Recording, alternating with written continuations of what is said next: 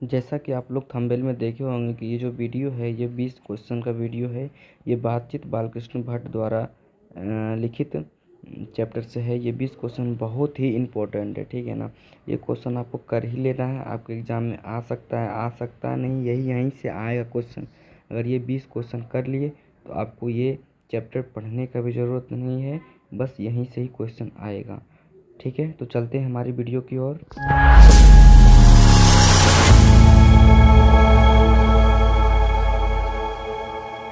चलिए, हमारा first question है, बालकृष्ण भट्ट किस युग के निबंधकार थे। बालकृष्ण भट्ट किस युग के निबंधकार थे। नंबर ए है प्रसाद युग, नंबर बी भारतेंदु युग, नंबर सी द्विवेदी युग। इनमें से कोई नहीं। जल्दी से अपना आंसर कमेंट बॉक्स में दीजिए, जल्दी से। चलिए ठीक है, मैं बता देता हूँ। ये बालकृष्ण भट्ट है, ये भारतेंदु युग के कौन से युग के कवि थे। ये भारतेंदु युग के कवि थे, ठीक है। ठीक है, आगे चलते हैं। आगे क्या है, बालकृष्ण भट्ट की रचना बातचीत क्या है। बालकृष्ण भट्ट की रचना बातचीत क्या है। एकांकी है, कहानी है, यात्रा संस्मरण है, ललित निबंध है। चलिए जल्दी से बताइए तो क्या है। ये ललित निबंध है। क्या है ये, ललित निबंध है, ठीक है। इसको याद रखना, ये पूछ सकता है, ये हर बार क्वेश्चन दे देता है, ठीक है। इसको याद रखना आप लोगों को। चलिए आगे बढ़ते हैं। ये अब अगला क्वेश्चन है, बालकृष्ण भट्ट का जन्म कब हुआ था। ये आपको याद ही रखना है, जन्म मृत्यु ये आपको याद रखना है। इसका मैं एक ट्रिक ला दूंगा, वीडियो का आप लोग देख लीजिएगा, ठीक है। डिस्क्रिप्शन में लिंक दे दूंगा, ये एक ट्रिक ला दूंगा, देख लीजिएगा। चलिए अभी बताइए, बालकृष्ण भट्ट का जन्म कब हुआ था। बालकृष्ण भट्ट का जन्म हुआ था कब, जल्दी से बताइए। बालकृष्ण भट्ट का 23 जून 1844 किस में हुआ था, किस दिन हुआ था, 23 जून 1844। चलिए आगे बढ़िए, चलिए आगे बढ़िए। आगे क्या है, दमयंती स्वयंवर किस लेखक की रचना है। जो दमयंती स्वयंवर है वो किस लेखक की रचना है। तो चंद्र शर्मा गुलेरी, मल्लेश, बालकृष्ण भट्ट या भगत सिंह। चलिए जल्दी से बताइए तो किसकी रचना है। ये बालकृष्ण भट्ट की रचना है। किसकी रचना है, बालकृष्ण भट्ट की रचना है। चलिए आगे बढ़ते हैं। बालकृष्ण भट्ट ने कौन सी मानसिक पत्रिका निकाला था। बालकृष्ण भट्ट जो थे वो कौन सी मानसिक पत्रिका निकाले थे। प्रताप, कर्मवीर, हिंदी प्रदीप, ज्योति सेना। चलिए जल्दी से बताइए तो। ये प्रताप तो नहीं निकाले थे, कर्मवीर भी नहीं निकालते, ज्योति सेना भी नहीं, हिंदी प्रदीप निकालते। कौन सा निकालते हैं, हिंदी प्रदीप। ये आपको याद रखना है क्वेश्चन, ये शायद 2018 में पूछा गया क्वेश्चन है, ठीक है। ये इस वैसे भी सब इनसे इम्पोर्टेंट है, ठीक है ना, सबको आपको याद रखना है। चलिए आगे बढ़ते हैं।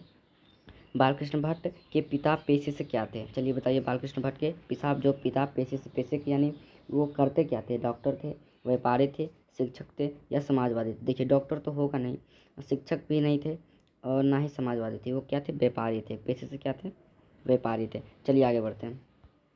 अगला क्वेश्चन क्या है, अगला क्वेश्चन है, बालकृष्ण भट्ट ने हिंदी प्रदीप्त नामक मानसिक पत्रिका निकालना कब प्रारंभ किया।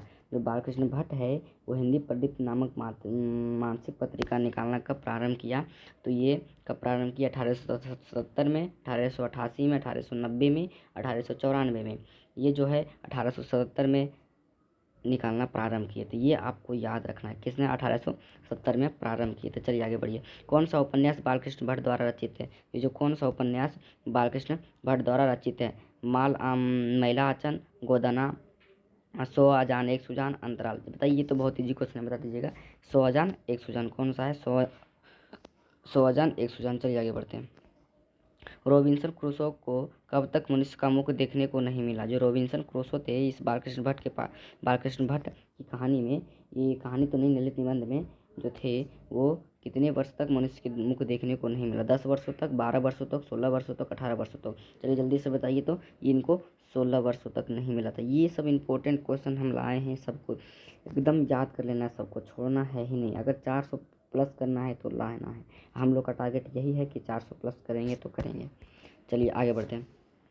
बालकृष्ण भट्ट किस काल के रचनाकार हैं। बालकृष्ण भट्ट जो है ये किस काल के रचनाकार है। इस पर भी मैं एक वीडियो ला दूंगा किस काल के, बहुत इजी ट्रिक है, आप लोग को देख लेना है, तुरंत याद हो जाएगा, बिना सोचे ही मार दीजिएगा, ठीक है। तो बालकृष्ण भट्ट किस काल के रचनाकार थे। चलिए बताइए, बहुत इजी क्वेश्चन है।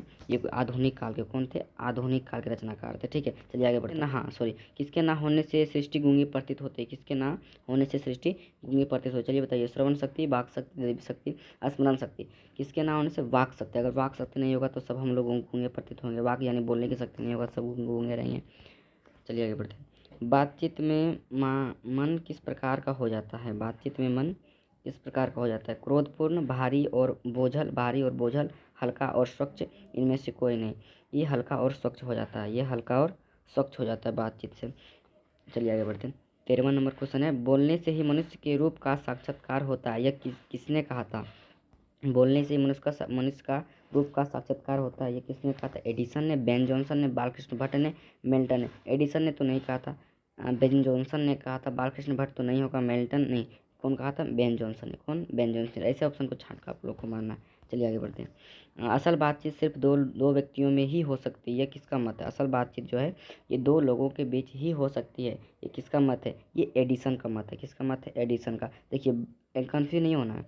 बेन जॉनसन में दो दो मनुष्यों के बीच असल बातचीत दो मनुष्यों के बीच साक्षात्कार होता है, ठीक है। और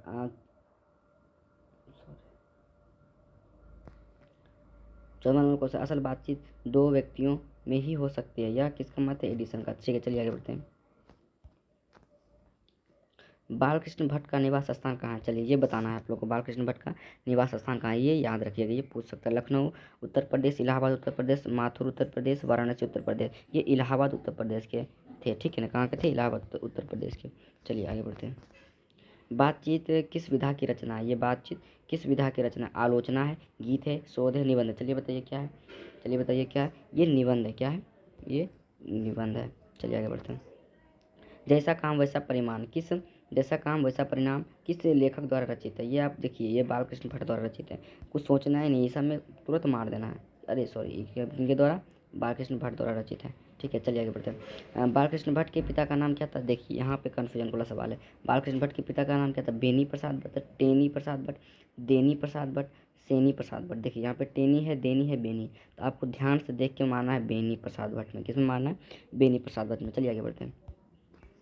बातचीत शिक्षा निबंध के अनुसार रस का समुद्र किनकी बातचीत में उमड़ चलता है? देखिए जो रस का समुद्र है किनकी बातचीत में उमड़ चलता है? तो दो हम सहेलियों की बातचीत में, दो पुरुषों की बातचीत में, दो बच्चों की बातचीत में, दो मूर्खों की बातचीत में। देखिए जो दो लड़की या सहेली होती है, इन दोनों के बीच में हम एक दूसरे को चुगली वगैरह ये सब चलते रहता है, ठीक है। तो ये क्या हो गया? ये मतलब कि रस का समुद्र, यानी बात खत्म ही नहीं होता है, ठीक है।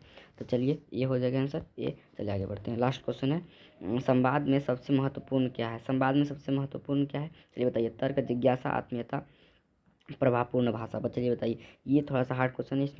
इसमें अगर ये आए तो ये आत्मीयता होगा, क्योंकि आत्मीयता से ही हम लोग अच्छे से बात कर पाते। चलिए आगे किस टॉपिक पर वीडियो चाहिए तो ज़रूर से ज़रूर बताएं, और हमारे चैनल को सब्सक्राइब करके रखें। एग्जाम टाइम में आप लोग को बहुत ही हेल्प होने वाली है, और अभी से ही हमारे चैनल पे रीडिंग करें ताकि एग्ज़ाम के समय दिक्कत ना हो, और जितना हम बताते हैं उतना करते जाएं। ऑब्जेक्टिव 50 में 50 सही होगा। धन्यवाद।